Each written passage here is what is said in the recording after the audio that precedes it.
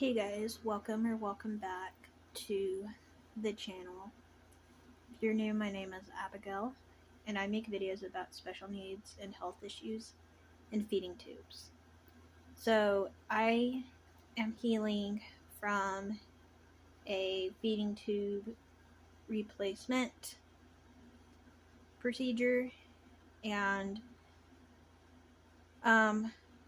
it can make you be sore for a couple weeks. So I decided for today's video I would do something a little bit different. It's going to be like a story time. Something that I wanted to talk about for a while. I didn't know when I was going to talk about it, but I feel like it's time and I'm ready. If you don't know my story, I was born with a birth defect called congenital diaphragmatic hernia. Most people call it CDH. And long story short, the easiest way to word it is that it's a rare birth defect where a lot of my insides were in the wrong spot when I was born, including my stomach, and I've had a lot of surgeries to try to correct things over the years. And when I was 19, I'm now almost 24. I'll be turning 24 in September. When I was 19, I had a bunch of health issues going on. Found out I had a hernia, and I was going to have surgery to fix it. However, we went to a general surgeon, not a specialist. And that was a mistake because the surgeon wasn't used to working on patients with my birth defect. So, people born with my birth defect, the scary thing is that even after your repair surgery, when they put all your insides back in the right spot when you're a baby, they can move still. So I had a hernia. I was going to get it fixed. We went to a general surgeon to have it done. He didn't really know what he was doing, and he hit a nerve in my stomach, causing gastroparesis, which is where my stomach is partially paralyzed. And so I started a new diet. Basically, you're supposed to take the portion size that you would eat before and like split it in half and have that amount, like I think it was like every like 2 hours or something like that, and it would give my body an hour to digest the food, because instead of my stomach digesting my food, because my stomach was partially paralyzed, it would like sit there for an hour and then it would digest. And anyways, I had the surgeon, he hit a nerve in my stomach that caused gastroparesis, and I got a bunch of testing and we couldn't figure out what was going on. And finally we went to this other doctor, and he gave me what was called a I think it was called an emptying study. And basically they give you food to eat. I think it was like eggs and toast, and they take a picture, I think it's like every hour, and they see how much of the food had digested in that period of time. And I think it was like a 4 or 5 hour test. It took like half the day to do it, it felt like. But the results came back that part of my stomach wasn't working right, so I had gastroparesis, and I started my special diet.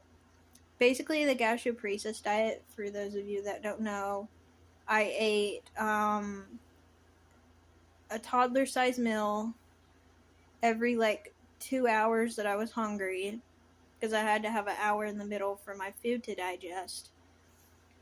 And then like you had to take out foods that was high in fiber, so like a lot of fruits and vegetables I couldn't have.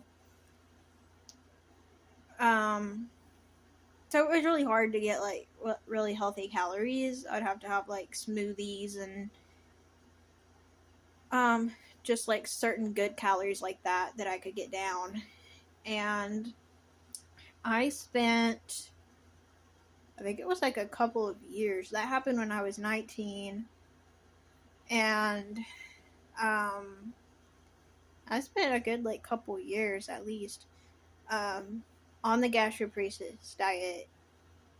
And the hard thing is because it would take an hour for my food to digest, I would still be hungry because my food hadn't digested yet, but I couldn't eat anymore because I couldn't put too much on my stomach since only part of my stomach worked. And so basically, I remember there was this one day that I was in the kitchen and I went back and forth from the cabinet, like the what we call the snack cabinet, to the fridge to the freezer, just back and forth in the cabinet, like all the cabinets, back and forth in the kitchen. And I was looking for something different because the things that I could eat, I was so burned out on.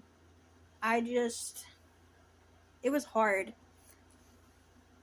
And it would be like so frustrating because I wanted to eat something new so bad. And the thing is that like even food that wasn't too high in fiber that I could eat, like if I wanted to try a new food that was low enough in fiber, I didn't know how my stomach would take it. And so I remember there was this one time where I had went to like, I think it was Dollar General, and we got this like little cup of, it was like with some kind of noodles. I don't exactly remember what kind it was. And I had eaten like, it was like one of those little small microwavable bowls. And I had eaten that, like the whole thing. And like, I remember later in the day, an hour or so later, I had like the worst stomach pain. It was so bad. I felt so sick to my stomach. And it was just awful. And I remember that one day, not the day that that food made me feel bad, but the day that I was like burned out on everything I could have. I felt just really sad. I didn't know what to do. I felt like I couldn't eat anything new, and I started to get kind of upset about it. So my mom was in the garage, and I was gonna tell her, hey, like something's wrong. I'm struggling like emotionally or whatever. So I go to the garage, and before I could even tell her what was going on, I like start crying, and my mom was like, "What's wrong?" And I was like, "I don't know how I can do this anymore. I'm basically constantly eating the same thing. I'm so burned out, and I can barely eat hardly anything at one time, and so I'm not feeling full." It was very, very difficult. And so we decided to make me an appointment to see my doctor, my regular doctor. And they gave me what was called a depression test, which is like on a scale of like 1 to 10, how bad do you feel this way or that way? I'm not going to give extreme examples on the internet because I don't want YouTube to take the video off. But basically, it was like extremes this way or that way. And whenever my doctor came in, it was like a nurse that did the test on me.